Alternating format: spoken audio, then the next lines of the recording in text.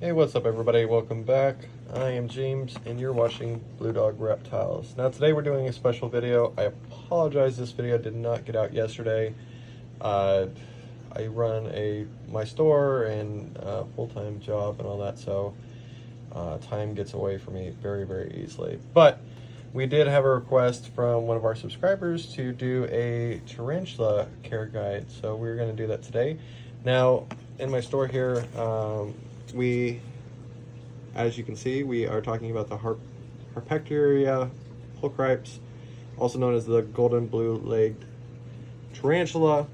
We always mark our tarantulas with both the common name and the scientific name because, you know, especially people that are new to the hobby, they may not know the scientific names, but they know the common names of them. So, but as most of you know, in the arachnid world, if you buy a tarantula, they all go by their scientific names. But yeah, so we're going to jump into this. Obviously, you can see we have our catch cup here. This is just another container because this is a sling. We want to make sure that if it does get out, it doesn't get underneath my cash drawer or over there. We don't want the tarantula getting hurt. So we want to make sure that he stays in here. And it's a lot easier to catch. Poking sticks, these are actually really cheap, but these work amazingly for gently moving tarantulas. You can also use a paintbrush as well to move them. But yeah, without further ado, let's get into it. I'm going to slowly open this up. We'll see where he's at.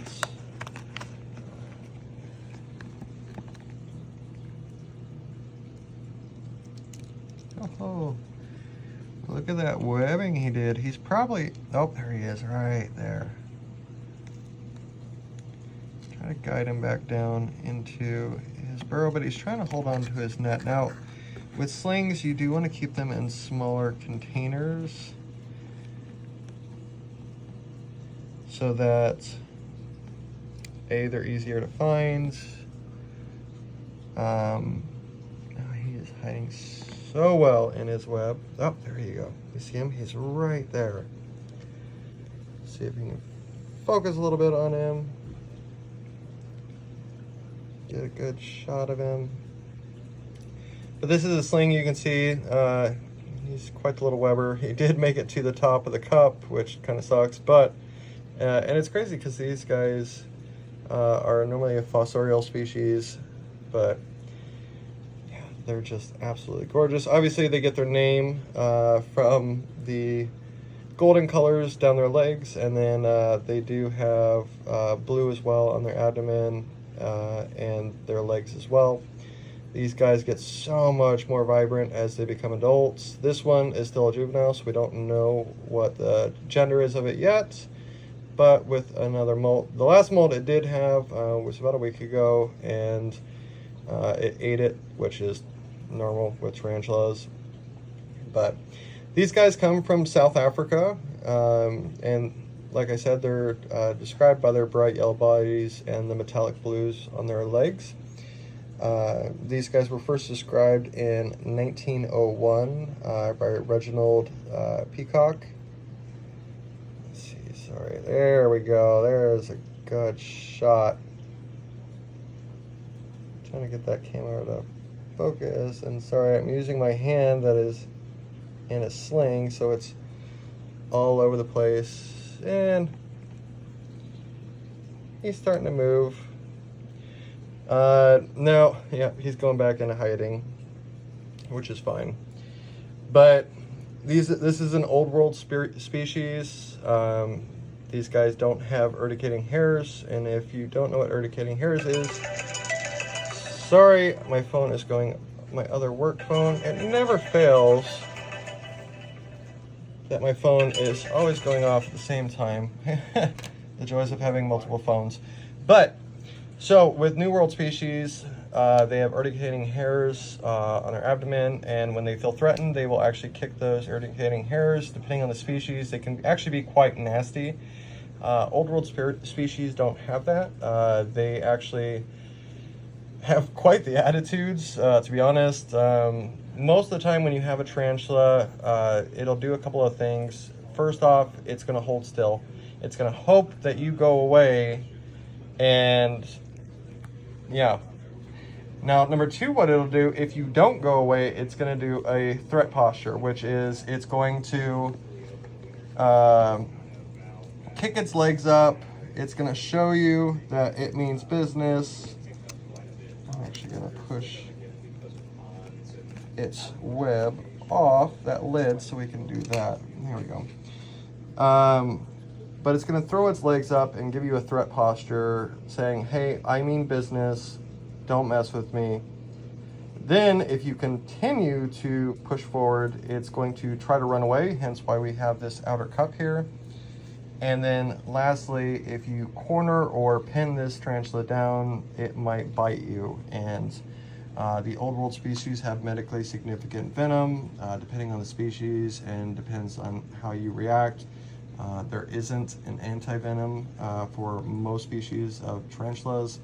And so you're going to be in some serious pain. Don't get me wrong, there are a lot of things that they can do, but it is not a good idea to get these guys pinned down. Treat these guys with respect, and you will have a very happy tarantula. Now, the size of adults for females, obviously this is a sling. We have it in a 2-ounce deli cup. We will move this one here probably after its next molt into a larger housing. But the adults will be 5 to 6 inches when they're full grown, and then the males are typically 3 inches. Their lifespans, obviously females are always bigger. Let's see if I can reach down and get my tongs here so we can actually see this guy here.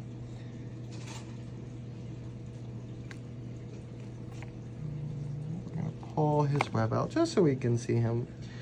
The females are going to have a lifespan of, of 10 to 12 years, whereas the males are 3 to 4. That's why the females are always sought after and always, sorry, camera's trying to focus there. Always more desirable because you have the tarantula for a lot longer. Like I did say, this is a fossorial burrower. As slings, I have noticed that they spend a lot of their time terrestrially, which means that they're going to spend their time on the top of the ground. It isn't until they become subadults or adults that I've noticed that they will actually start burrowing. The growth rate on these guys is about medium. They do grow pretty rapidly, and your males, and that's why we have a catch cow. Immediately, that's a key example. It felt exposed, so it went around and it hid underneath its web that I moved to the side. And that's why I left that in here and not outside. But anyway, these guys have an intermediate growth rate. Your females are obviously going to grow much slower than the males. The males are going to actually hit maturity pretty quickly. I do classify these guys as an intermediate level. These are not for beginners, especially with old worlds. One of the rules we actually have in my store is that we don't sell. So new worlds, you have to be 18 and older to buy from me, and then old worlds, you have to be 21 and over, and that's because of the medically significant venom. Now, temperature on these guys should be between 72 and 82 degrees, depending on your. So, like, obviously, if it's winter, you need to keep it a little bit warmer. If it's summer, then you need to keep it a little bit cooler. Humidity should be about 77%. Where these guys come from in South Africa, they get between 0.5 and 3 inches of rain all year. And so a lot of, when you water these guys down, you never want to spray or mist the tarantula directly. You always want to do around the edges, or if there's cork in there, do it on the cork or moss. But since these are a fossorial species, we do want to put water down to keep the lower levels of the soil dry, or I'm sorry, wet, which I actually need to do right now while I have him out, and he's out. So, yeah, just a little water jug there. I'm going to spray some in there for him. I'm actually kind of glad that he's out, so I can let that absorb in there. substrate for these guys, we do 60% deep substrate of like cocoa, peat moss, topsoil. And the reason why we only do, so let's say you have this deli cup here, we don't want to do it completely to the top. And the reason we do say that is because if you open up that lid and that tarantula's on the top, first thing it's going to do is bolt. Now, if you have it where it's 40% of the way down the enclosure, that gives the tarantula room to come out, move around, and you don't have to worry about it flying out of the enclosure, because these guys are very, very fast. I mean, look at that. In the blink of an eye, he went from here around and down under there. Enclosure size would be 10 to a 20 gallon aquarium or exoterra. Just make sure that you do have the appropriate depth of soil and humidity. And then once again, I do want to reiterate, these guys do have medically significant venom. These guys aren't terribly big webbers. A lot of times when they web, they're going to be doing this to create tunnels, kind of like OBTs do. But like I said, once these guys, and I've only noticed that when they're juveniles or slings, typically when they hit their subadult or adulthood, they will actually burrow down, and then they'll actually web around their burrow to hold the form of it. Now, feeding the juveniles should be eating 1 to 2 medium crickets once a week. And then the adults will be eating 3 to 5 large crickets once a week. But pay attention to their abdomen. Make sure that it's not getting too large, or that your tarantula isn't getting impacted. But yeah, guys, and then overall cost on these guys, as tiny slings, these guys will go from 50 to 100 bucks, but they can go upwards of $500. Typically that's your adult females. So yeah, I hope you guys enjoyed this video. Thank you so much for tuning in. I do apologize again for this video being a day late, but you know, life happens. If you are new to this channel, please consider subscribing. Thank you to all the new subscribers. We're up to 440 subscribers, and that is just absolutely amazing. And thank you. We couldn't do what we do without you guys.